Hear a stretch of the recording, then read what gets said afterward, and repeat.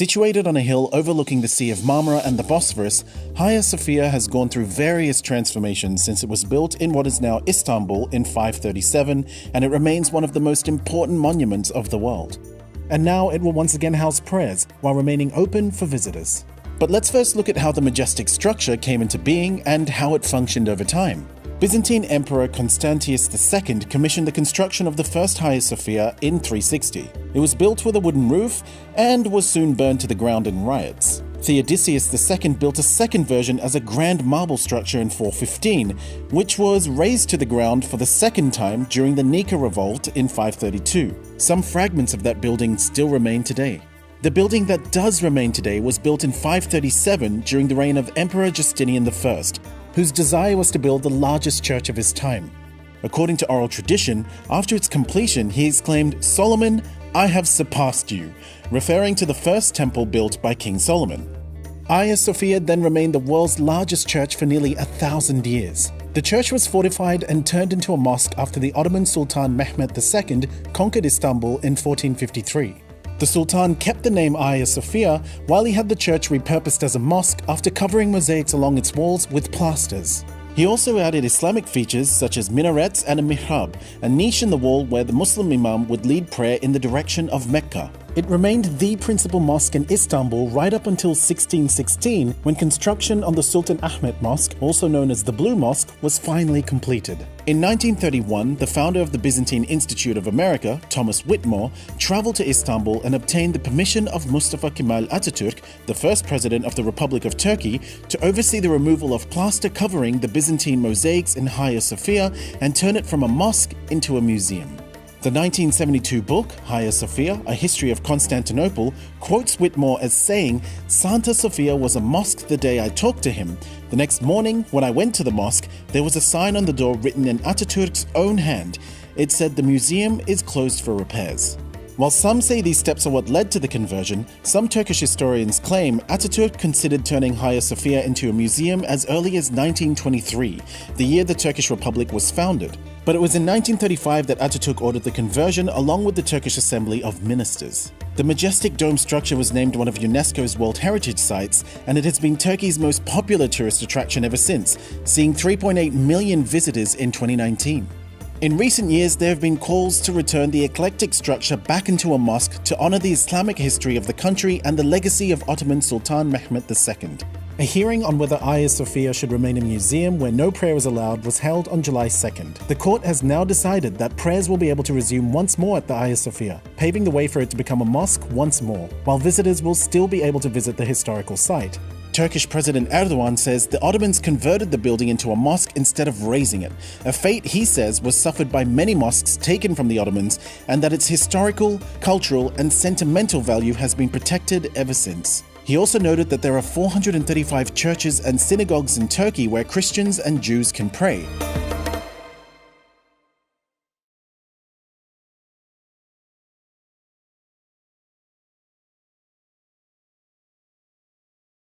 Assalamu alaikum wa rahmatullahi wa barakatuh. Bismillahir Rahmanir Rahim. I greet you all with a universal greeting of peace and blessings to our Prophet Muhammad sallallahu alaihi wasallam, his family, and our master and our leader Muhammad sallallahu alaihi wasallam. It gives us great pleasure to have a wonderful audience out there, not only from South Africa but also from America to Indonesia, and we welcome very warmly all of you, our guest speakers, attendees, our panelists, and also our back-end workers. So it gives us also great pleasure to discuss at this webinar on this historic occasion, actually on this very auspicious night as well, when people are getting ready to go for Arafah during these holy days of Hajj. So of particular significance is the fact that this was a mosque and it got converted to a museum and now back into a mosque, and particularly for AWQAF South Africa and perhaps worldwide for the Waqf sector as such, that this was a Waqf and the Waqf is now being restored. So today we want to hear from our two very knowledgeable and esteemed professors, Professor Azmi Özkan and Professor Talib Küçükcan, about the historical context as well as the political context and future perspectives of this magnificent World Heritage Site and what is now called the Hagia Sophia Kabir Jami Sharif. That means the Holy Wisdom Grand Holy Mosque. So I'm not going to carry on further, but I'm going to go straight to introduce you to our moderator for tonight, and that's Brother Shafiq Morton, who is well known and who's a seasoned journalist, and he will be taking over in terms of introducing the guest speakers and also moderating the question and answer session. So the program basically Shafiq will take you through the program. Jazakallah, and over to you, Brother Shafiq. Thank you very much, Zain al-Abidin, and assalamu alaikum, good evening, and welcome to everybody here this evening to AWQAF South Africa's live webinar. It's entitled Hagia Sophia, History, Context, Politics, and Future Perspectives, which tells us from the get-go that we are dealing here with a multi-layered story in terms of the history of the Hagia Sophia. We have two very esteemed guests with us this evening, and how we're going to proceed is that each guest is going to talk for about 15 minutes, and then we will be going into Q&A mode, question and answer mode, and of course you will be able to pose your questions, anything you'd like to ask about the current situation, which Zainuddin has just explained. Hagia Sophia, after being 80 plus years as a museum, has now been declared by a Turkish secular court as a mosque again, a building with a huge history. So without further ado, I'm going to introduce you to our first guest, as I put a pair of eyes on. It's Professor Azmi Özkan. He's a professor at Sakarya University. He has a particular interest in pan-Islamism, Muslims of India, and the relationship between the Ottoman Caliphate and British colonizers. He has written extensively on the Ottoman Caliphate, and his interests include Ottoman history, imperialism, colonialism, modern Indian history, Middle Eastern history, the Ottoman image in Europe, England and the Caliphate, and Ottoman foreign policy. I could go on for a very long time talking about the work of Professor Azmi Özkan, but without further ado, let me introduce you to the audience, to AWQAF South Africa's live webinar entitled Hagia Sophia, History, Context, Politics, and Future Perspectives. Professor, over to you. Mr. Chairman, thank you very much. Good evening to all. Assalamu alaikum wa rahmatullah. Thank you for the invitation for this important event. Well, in the opening, some background information already presented, but let me also remind the history of Hagia Sophia. Of course, the building is not as a building important. What is important is its symbolic value for the Christian world as well as for the Muslim world. That's the reason why a lot of discussions are today concentrated around the administrative decision of Turkish Republic from museum to the original function of temple or mosque or worshipping ground.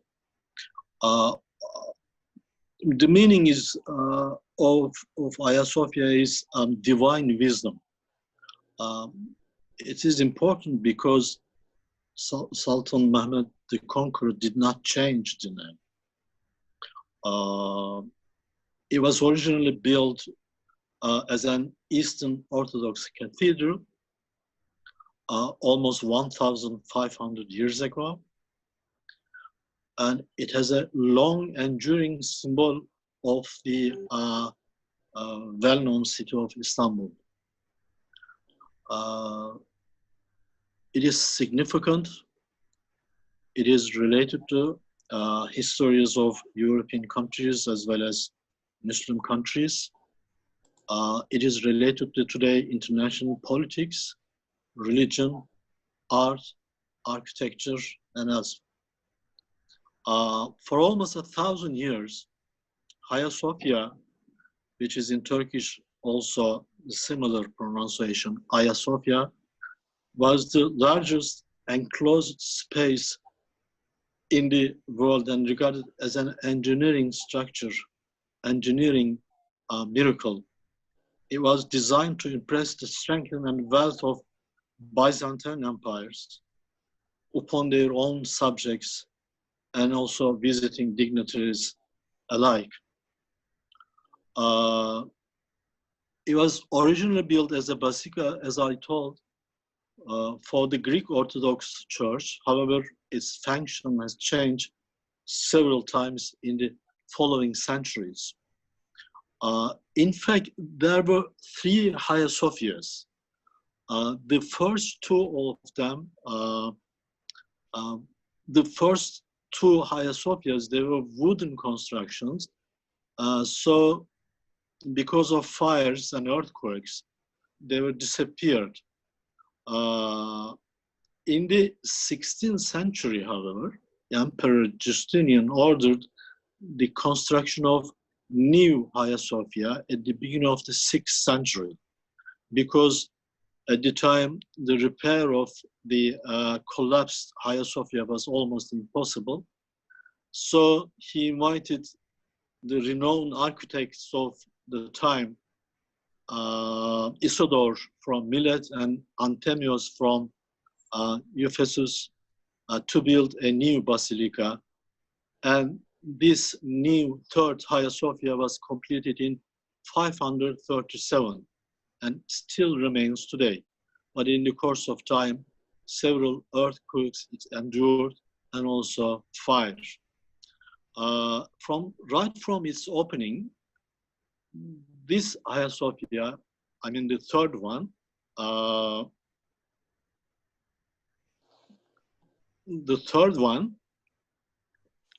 was indeed a remarkable structure. It combined the traditional design elements of Orthodox basilica. In an effort to create a grand basilica that represented all Byzantine Empire and Byzantine culture, Emperor Justinian decreed that all provinces under his rule should send architectural pieces for use in its construction. So the marble used for the floor and ceiling was produced in Anatolia and Syria. Other bits and pieces came from different parts of the empire. The Hagia Sophia consists of 104 columns, which were important from the temple of Artemis in Ephesus, as well as from Egypt. It is known that Greek Orthodox was the official religion of Byzantines. The Hagia Sophia was considered the central church of the faith, and thus become the place where the new emperors were crowned. In fact, this tradition continued after the Ottomans. Also, the Ottoman sultans also took up the throne in the Hagia Sophia. Hagia Sophia served this pivotal role in Byzantine culture and politics for centuries, for almost 1,000 years. But during the Crusades,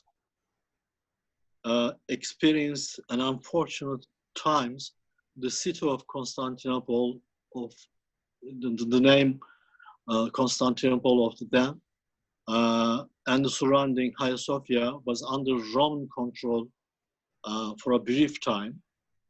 The Hagia Sophia and the city was severely damaged during that period, but later repaired when the Byzantines also took control of the city again.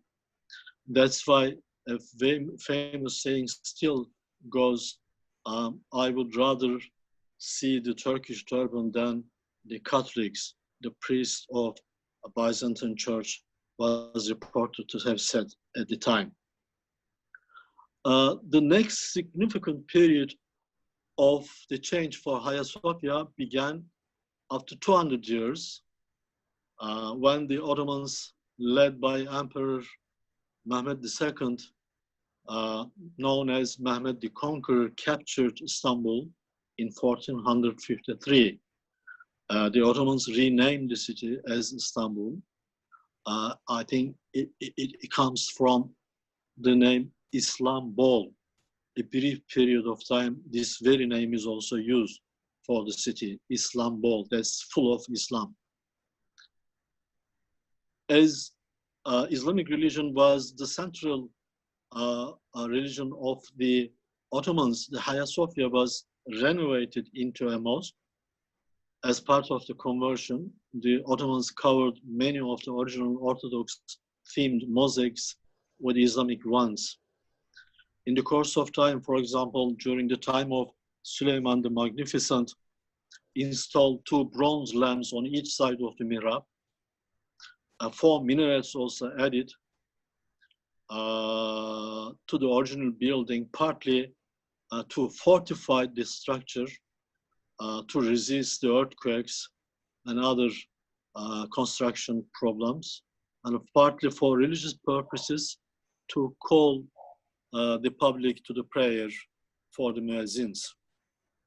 Under the Sultan of Abdülmecid, in the middle of the 19th century, the Hagia Sophia underwent an extensive renovation led by Swiss architects, the Fossati brothers. At that time, the Hünkar Mahvili, that is the separate compartment for emperors to use for prayers, was removed and replaced with another near the mihrab.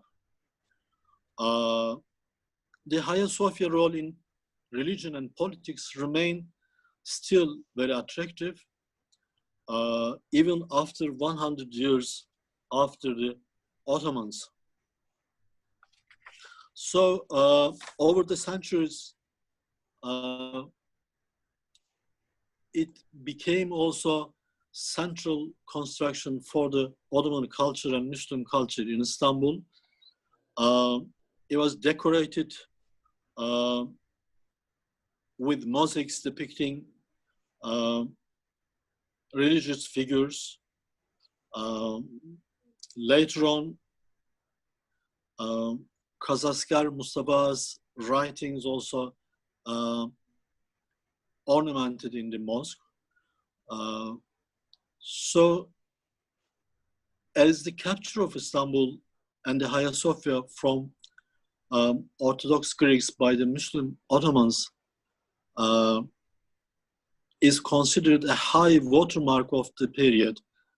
There are some who are advocating for the building's use as a mosque, as a symbol of this conquest, because for the Muslims and the Ottomans, it was regarded as the right of sword.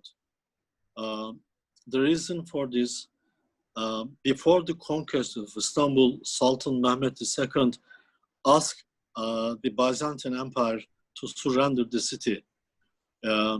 According to Islamic tradition, if a city is surrendered and taken over by peace, obviously the legal status is preserved, as in the case of the holy religious sites in Jerusalem, because the third caliph, Omar radiallahu anh, conquered Jerusalem, taken over the city by peace, so he ordered the religious buildings to stay as it was. But Istanbul resisted. Well, the Byzantines tried to resist, and the Turks, the Ottomans, took over the city by conquest. And once you have taken over the city by conquest, you have the right to decide whatever you do.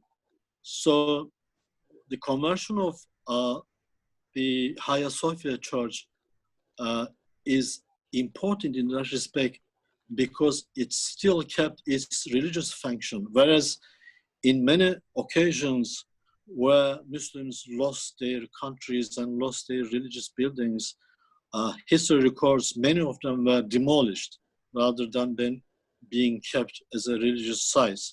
So today, the decision of Turkish court obviously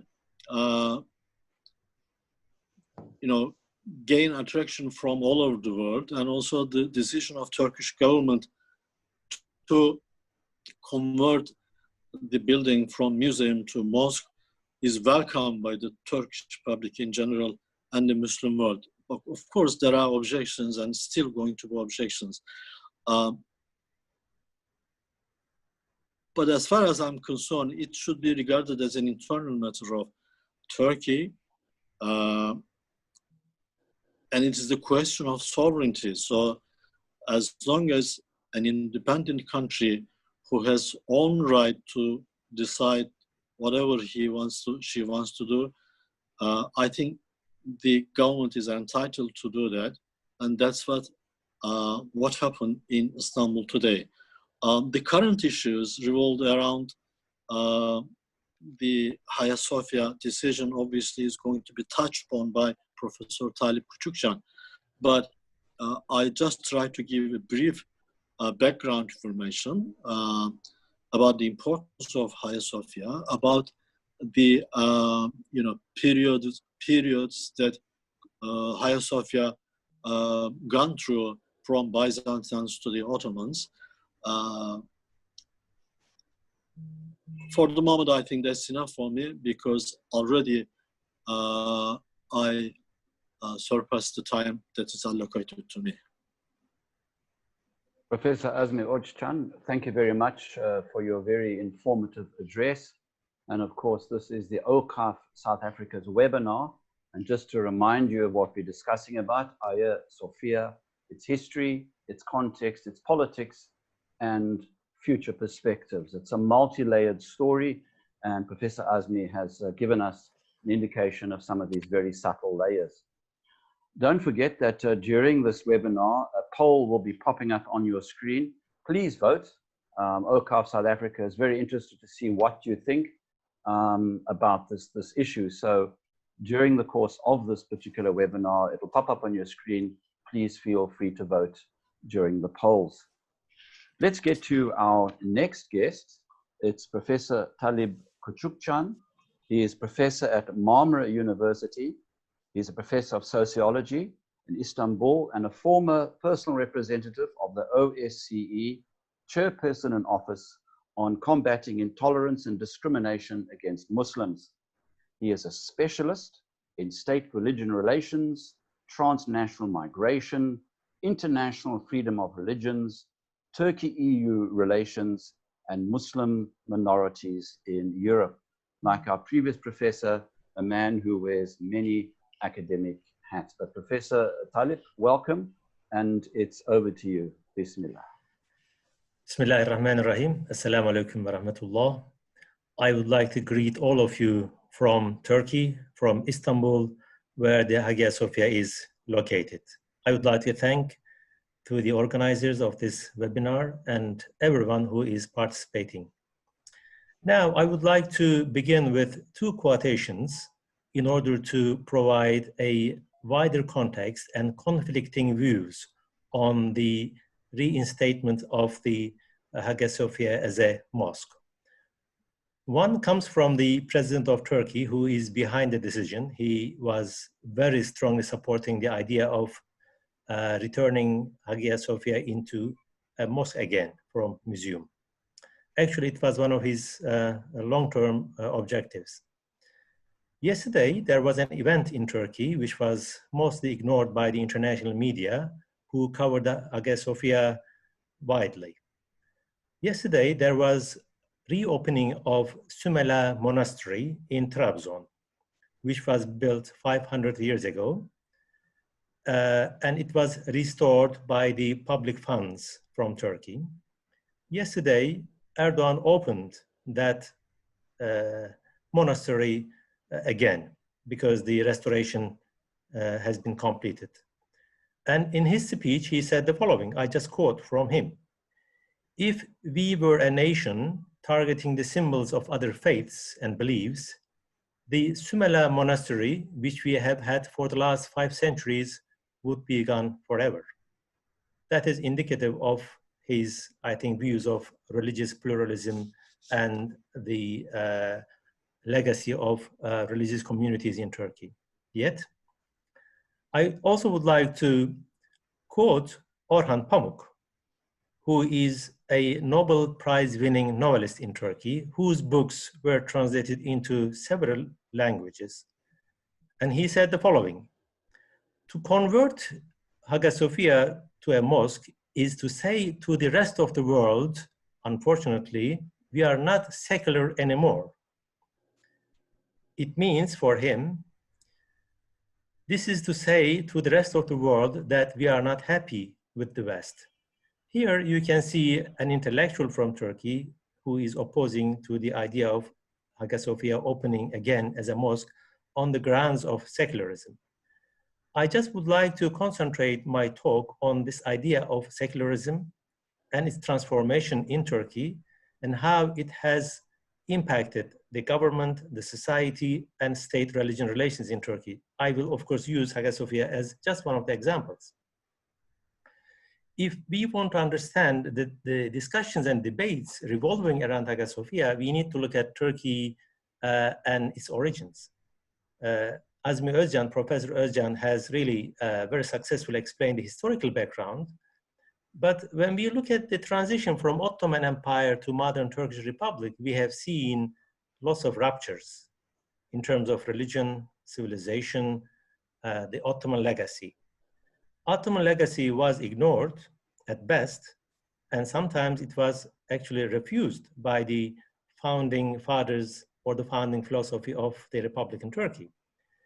And it was also reported that Atatürk has turned Hagia Sophia into a museum in order to show to the West that Turkey is a westernizing country, it's a secular country, so that modern Turkey can get the support of the European powers. So that was an ideological shift in a sense. And when you look at the foundations of modern Turkey, you will see a number of, I think, principles that should be highlighted. One is nationalism, that is mostly ethnic and secular nationalism, and the westernization and also secularization, partly based on the European experience, but more specifically based on the French experience of laïcité, which was fairly restrictive, which was sometimes hostile to religion. And Turkey was ruled by a single party until the 1950s. When you look at the policies and practices, you will see that the nationalism as well as secularism in Turkey was very restrictive and sometimes hostile to the pluralism and diversity which Turkey inherited from the Ottoman Empire, including religious groups. And when you look at the discussions today, some people would like to concentrate on the idea of secularism. Turkey is departing from the ideals of secularism. Whether this is true or not, I think we can check this claim by looking at some examples. When Turkey was transformed into a multi-political party system in the 1950s, since then, we have had a number of coup attempts in Turkey. The governments which were elected and legitimate, they were forced to leave the seat by the army on the grounds that they were mostly against secularism, I mean the governments. When you look at the Turkish society, you will see that, when you look at the surveys, 60% of Turkey, maybe more, are more conservative, Islamically oriented people. And of course, we have got different layers and also colors of Islamic faith in Turkey.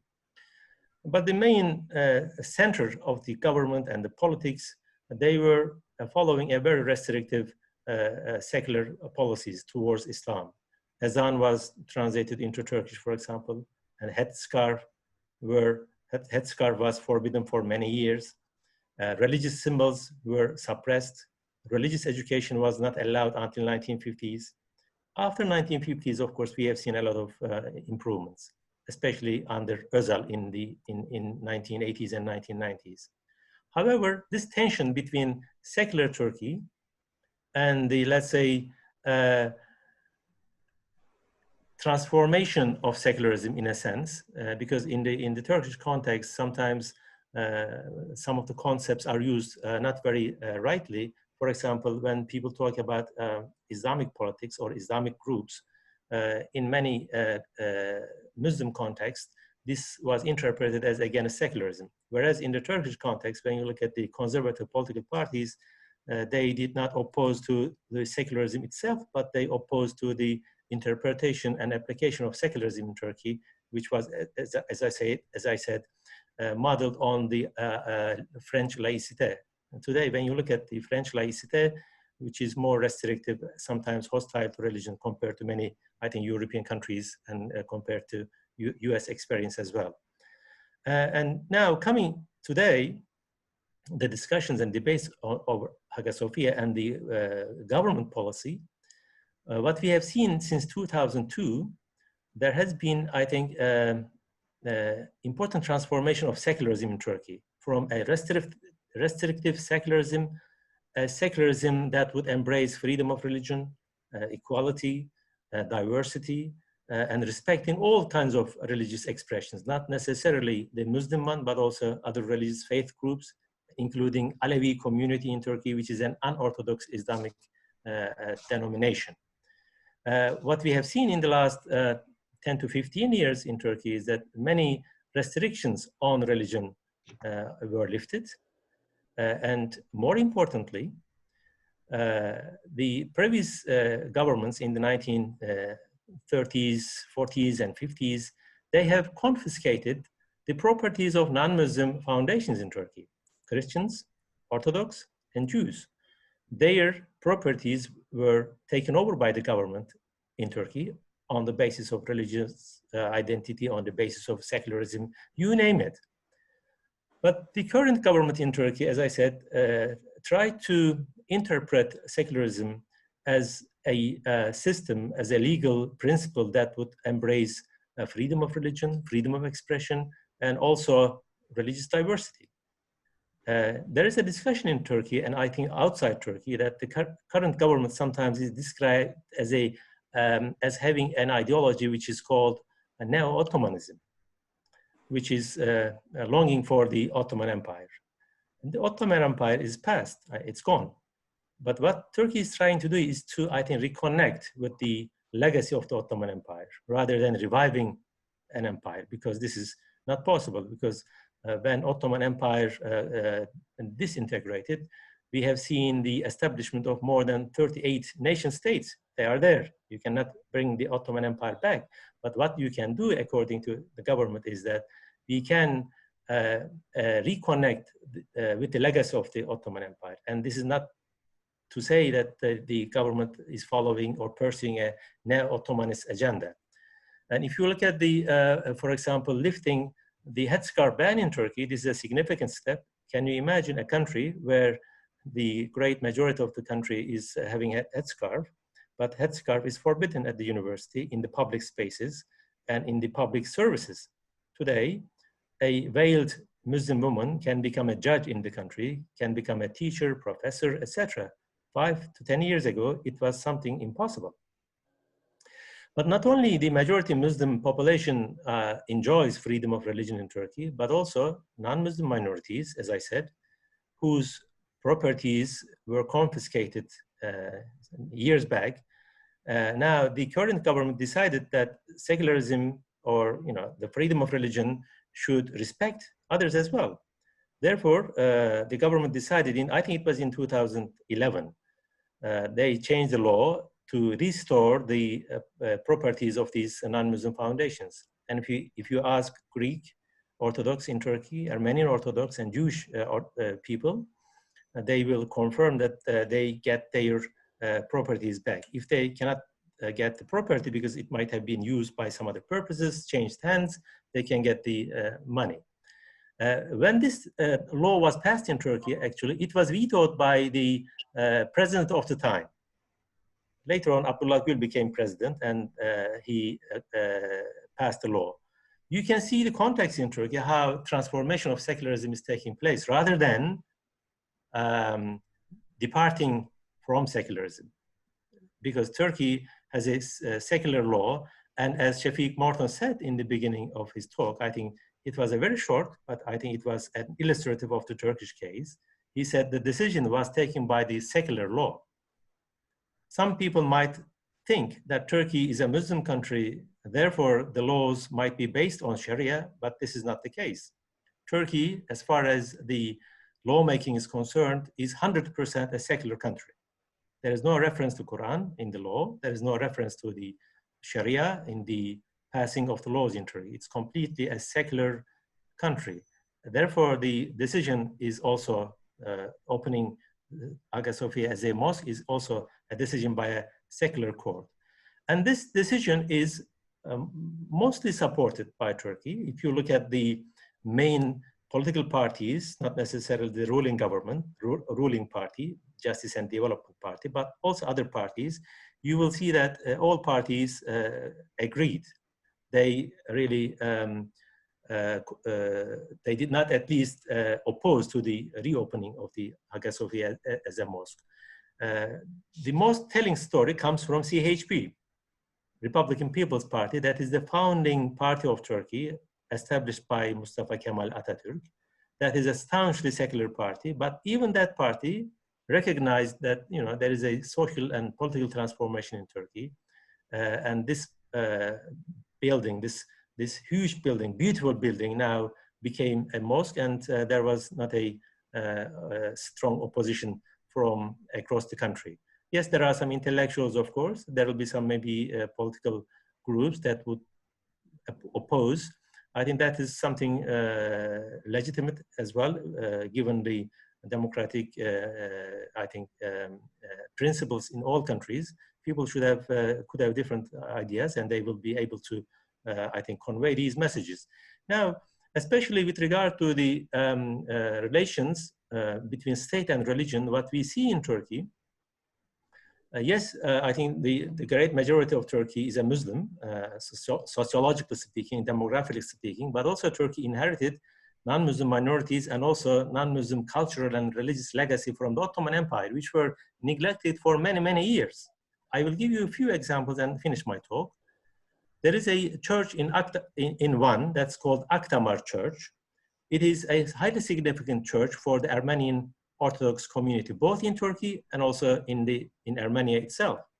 And that was restored by the current government in the past, and it was reopened as a museum. And once a year, that church can provide religious services. When it was opened actually in Van, in the eastern part of Turkey, many Armenians from the mainland Armenia, they came to Turkey, but there was no place in the hotels at the time because many people just rushed. And the people, Muslim citizens and residents of Van, opened their houses actually at the time. And our Armenian friends came to Turkey, stayed with Muslim families, and they visited this great church. Now it is open.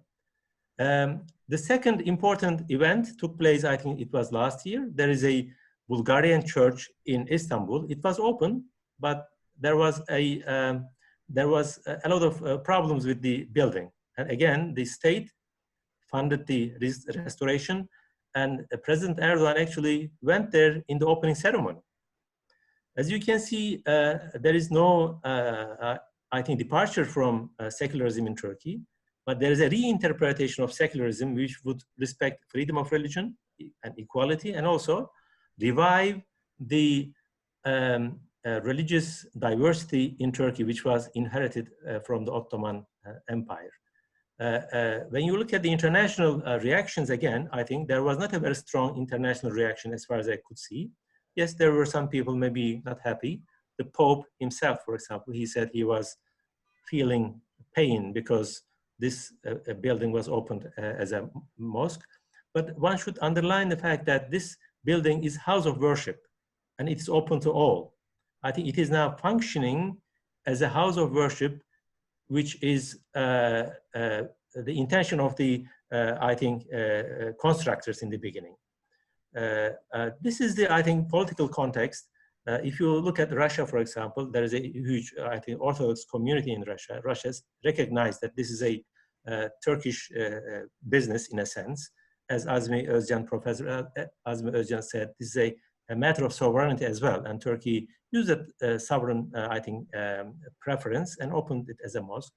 And in the Turkish political context, as I said, there are minor, I think, opposition, But overall, there has been a great support by the international Muslim community as well.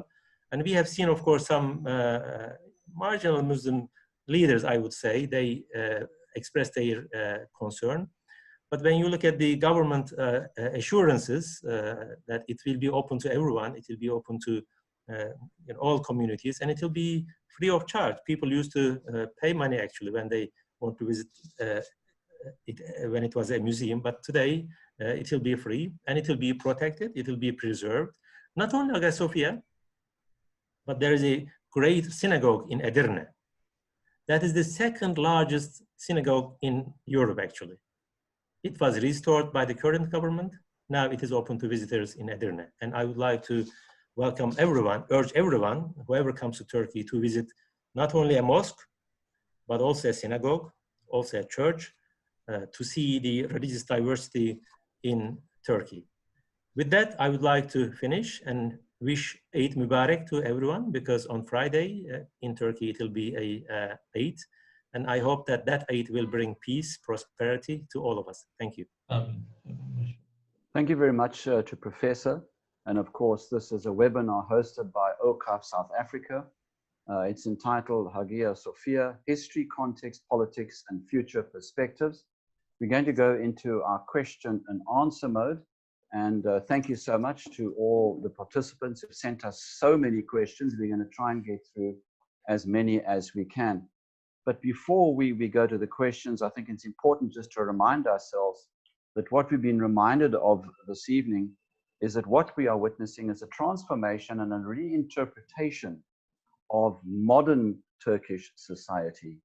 We are not talking about an Ottoman society. We're talking about a society that is moving into the future. And I think that fits in with the notion of future perspectives in what we are discussing tonight. And of course, the landscape of religious tolerance as well. But let's get to the first question. And this one says, how many people worshipped when Hagia Sophia was a church? And then when was it a mosque? And how large was a Jama or the congregations at that time? Professor Azmi, I'm going to sort of direct that question your way. Obviously, it is very difficult to estimate the numbers, but I can only say that today is around 1,000 or congregation can perform the religious duties there. With the surrounding, obviously, the number goes high. But during the Basilica time, the Byzantine, to the best of my knowledge, I have no figures and numbers. Since it was highly protected, obviously, should be restricted to the extent that not pose a danger to the crown and the emperor. Right. The second question, Professor Talib, it will be your privilege to answer this question. This person says, was the Hagia Sophia only a cathedral, or was it simultaneously a seat of political power in 1453? I think it was a symbol of political power rather than the seat of the power. It is for this reason that when Istanbul was conquered, this building was turned into a mosque, just to show that the city is now under the control of Muslims rather than a Christian group. I think it is for this reason that today many of the discussions are turning around such issue as well. You know, a matter of sovereignty, for example. This building is in Turkey. It's a yes, religious legacy, but the fate of that building should be decided by the Turkish people and their legitimate government rather than anybody else. I think we see again this historical, let's say, interpretation. You know, in the same area there is a blue mosque, which is just at the opposite of Hagia Sophia. That is also a large one. I think we should be concentrating on the symbolism of this beautiful building when it comes to whether it is a seat of the power or not, because Fatih Mehmet the Conqueror turned this building into a mosque in order to show that the city is now under the control of Muslims. Right, Professor Azmi, you're going to have to put on your legal hat for this question. This person says, Adila Muhammad, just to clarify, if a city was taken by conquest, the conquerors could decide what to do with religious buildings. But if taken peacefully, the religious buildings had to remain the way they were, question mark. Yes, well, it comes from the example of the Caliph Omar radiallahu anh. When he conquered the city of Jerusalem, it is recorded that he gave a command, which is also copied in Tabarani, the famous historian Tabarani, which the Caliph is said to have reported. This is the assurance of safety, which is the servant of God, Umar, the commander of faithful, has given to the people of Jerusalem.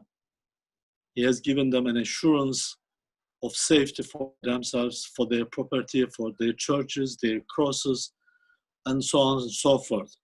This example is followed by following generations, and I think in the Balkans, which was under the Ottoman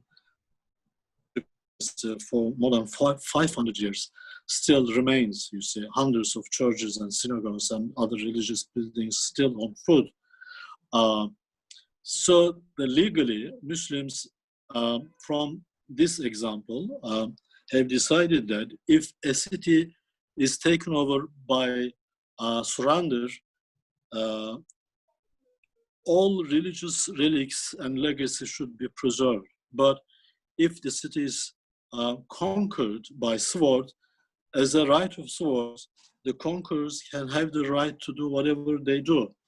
Despite this right, despite this fact, Sultan Mehmed the Conqueror preserved the city, preserved, this is very exceptional, and also Hagia Sophia.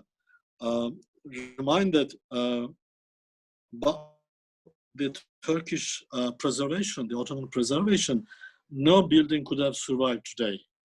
The 4 minarets actually is built not for religious purposes alone. It was constructed for preserving the building, the construction.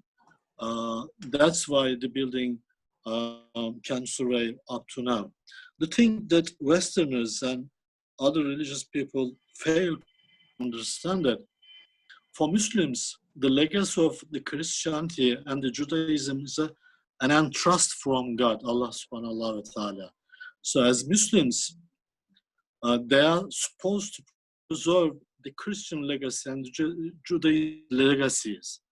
Whereas history witnesses where the Christians and other denominations took over the Muslim lands, how they treated the Muslim culture and the legacies of Muslim history.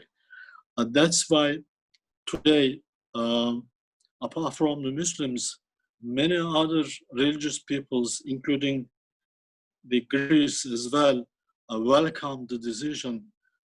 One particular example is saying that, well, would it be better to serve as a museum in which many tourists without the boundaries of behaving visit this construction?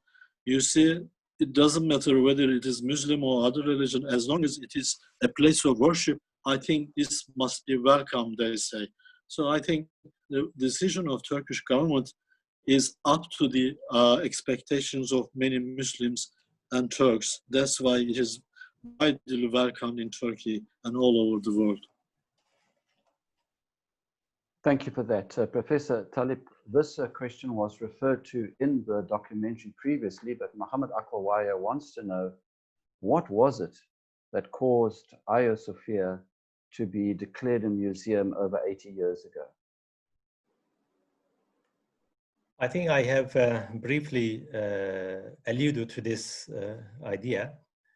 When you look at the founding ideology of Turkey, as I said, it was Western oriented, it was a European oriented, because the Ottoman Empire disintegrated, it was thought to be a Muslim empire, Islamic empire, and the new Turkish Republic was founded on completely different ground, more secular, more nationalist. That was the spirit of the time anyway. I mean, if you look at the nation-state ideology of the 1930s and 1920s and 1930s, it was all over the place, not only Turkey as a Muslim country. I think if you look at the Atatürk's interpretation of secularism, modernity, Westernization and Europeanization, Turkey's future was planned to be on the European side. Also emulating some of the institutions, establishing some of the principles. Even before the Atatürk's decisions, the Ottoman Empire pursued a lot of Westernization efforts. When you look at the laws, for example, taken from Italy, taken from Sweden, Switzerland at the time, during the Ottoman Empire, we have seen secularization in many areas. Atatürk has just pursued more, maybe stronger path in that regard. Therefore, when Atatürk made a decision to turn this building into a museum from a mosque, I think, as I said, there is an interpretation, there is a claim that Atatürk just wanted to show to the world outside that Turkey is a European, Turkey is a more modern. And what the difference between, when you look at the difference in the decision-making processes at the time, it was a decision of Atatürk actually in 1935. Today, it is the decision of a secular court which was established by Atatürk. And also, when you look at the support of the public, I couldn't say anything about the 1935 issue, whether there was a public support or not. I'm not the right person to make a comment on that. But when I look at the public support today across, political divide in Turkey, there is a huge, I think, support. And on the first day, 350,000 people came in this historical peninsula around Hagia Sophia. People were not able to actually walk around. 350,000 people came, given the risk of COVID pandemic, they prayed. That means there's a huge public support today.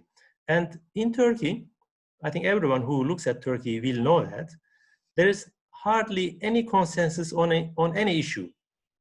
Look at secularism, look at economy, look at women issue, look at family issues. There is always a plurality and lots of divergences. But on this issue, on the Hagia Sophia, there is more or less consensus across the political divide. Right, so thank you for that. And of course, the questions have been piling in. We're going to try and get through as many as we possibly can in the short space of time that we do have. Professor Azmi, from one professor to another, Professor Suleiman Dangor is asking the question, is Hagia Sophia a Waqf? And how did Sultan Fatih, how did he get hold of it as a mosque? Did he buy it? Was it bought? And is it a Waqf? Well, after the conquest, Sultan Fatih performed the first Friday prayer in Hagia Sophia, and that's the beginning of this basilica to church. And immediately after, Sultan founded a Hagia Sophia Pious Foundation. Also allocated some of the buildings around Hagia Sophia in order to the main costs of Hagia Sophia. So since then, Hagia Sophia and its surrounding is the state of pious foundation. The documents are still preserved in the Ottoman archives and available in many publications. In fact, this was the reason why the court recently ordered the conversion from museum to mosque, because as a pious foundation law, nobody can change the will of those who founded the foundation. So it was Waqf of Sultan Fatih II, and I think now it is converted to its original status. Right, Professor Talib, another question coming in. This person says, President Erdogan is not a puppet of the West. As soon as he steps down, how likely will this decision on the Hagia Sophia be reversed? What is your opinion on this question? I think Erdogan played a very important role and encouraged many people, maybe directly or indirectly influenced the decision makers.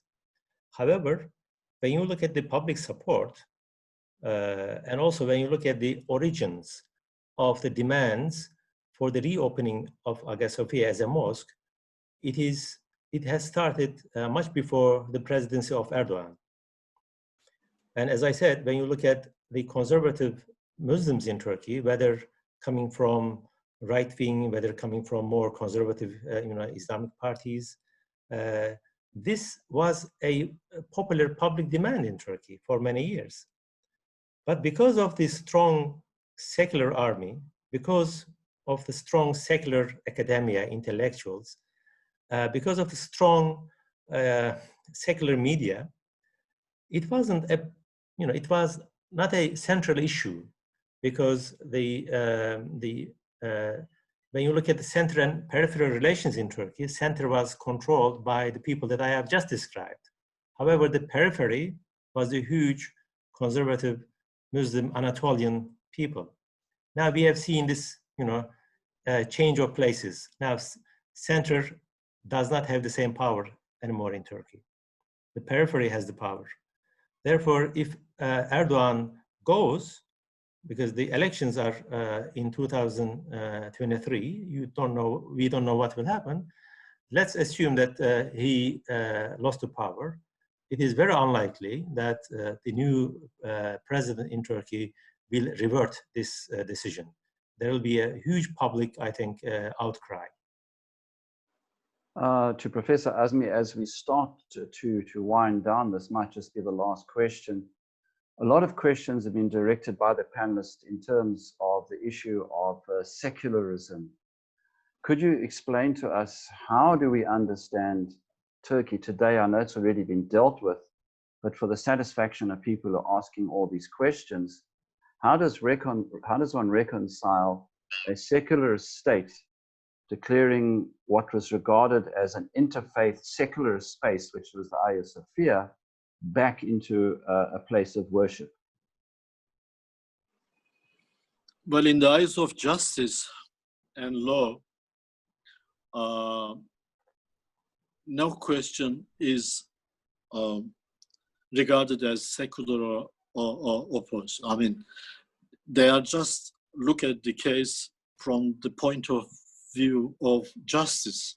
So the case is brought to the court, saying that Hagia Sophia was a pious foundation, and in around 1934, it was converted by a state decision into a museum.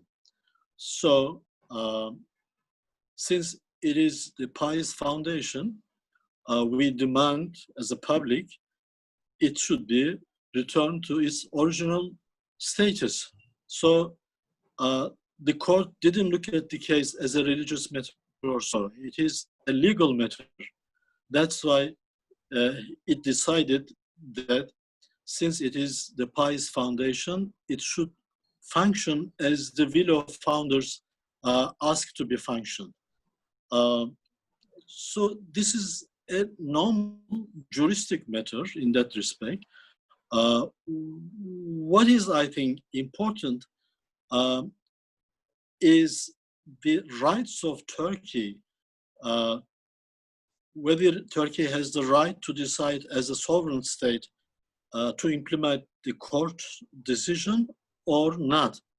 I think it should be regarded as the rights of Turkey, and it should be asked, to be accepted as it is.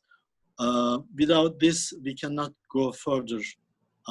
Without admitting the rights of sovereign state, we cannot solve any issues at all. Unfortunately, it is 9 o'clock and we do have to call it a day, but thank you so much to everybody who sent in their questions. Just one final point and one final question. We don't have enough time to answer it. Somebody has raised the point that will this give the Israelis courage to try and declare Al-Aqsa an alternate place of worship following the so-called quote-unquote model of what's occurred here? That's not for me to answer, nor for our guests to answer this evening. Interesting question. Well, we could say this: Israel did not conquer Jerusalem. Jerusalem is under occupation, so it doesn't justify the decision of Israel to that effect. We must stress upon this fact. Thank you for that, and I think that's a very important point that you've made there, Professor Azmi. I'm going to hand over to Zainul Abidin Kaji of AWQAF South Africa. And of course, you have been watching a live webinar, Hagia Sophia, History, Content, Politics, and Future Perspectives. And of course, a special thanks to our two guests. But Zainul Abidin Kaji will be doing the vote of thanks. And from myself, Shafiq Morton, Assalamu alaikum, good evening. It was a pleasure being with you all. Welcome back and assalamu alaikum to everyone again. We are about to close because we did say that we're going to be having this program only from 8 o'clock to 9 o'clock. So it's time to say goodbye and good night and good morning to some people and good very early morning in some other parts of the world. We'd like to thank the two guest speakers who very willingly came on board at very short notice as well. And we really appreciate their expertise and their explanations that have been given. I think that there have been lots and lots of questions that are still unanswered. But I think what we will do, inshallah, is we'll pass these questions on to our esteemed guest speakers. And let's hope that they would be able to provide those answers. And then we would be able to pass them on to the attendees in due course after they've been answered. So I think without much ado, there was lots of learning points in both presentations. I like the whole idea of the redefinition of secularism. I think that came across quite well, and I think it bodes well for Turkey and it bodes well for the Muslim world as well as an example of this kind of inclusivity and the kind of democracy that Turkey is actually portraying to the world and to the Muslim world in particular. So Jazakallah khairan to everyone, to our guest speakers, to Brother Shafiq Morton, to all the back-end workers, background workers, Amina, Mubina, Farouk, Hassanain, Nazmi, all of you. And thanks a lot to all the attendees. We pray that on this auspicious evening as well, make dua for all of us and Eid Mubarak, whether you're celebrating on Friday or Saturday here in South Africa. I know in America it's on Friday, in New Zealand it's on Friday, and in many other parts of the world it may be different as well. But all the best and Jazakallah khairan. Assalamu alaikum wa rahmatullahi wa barakatuh.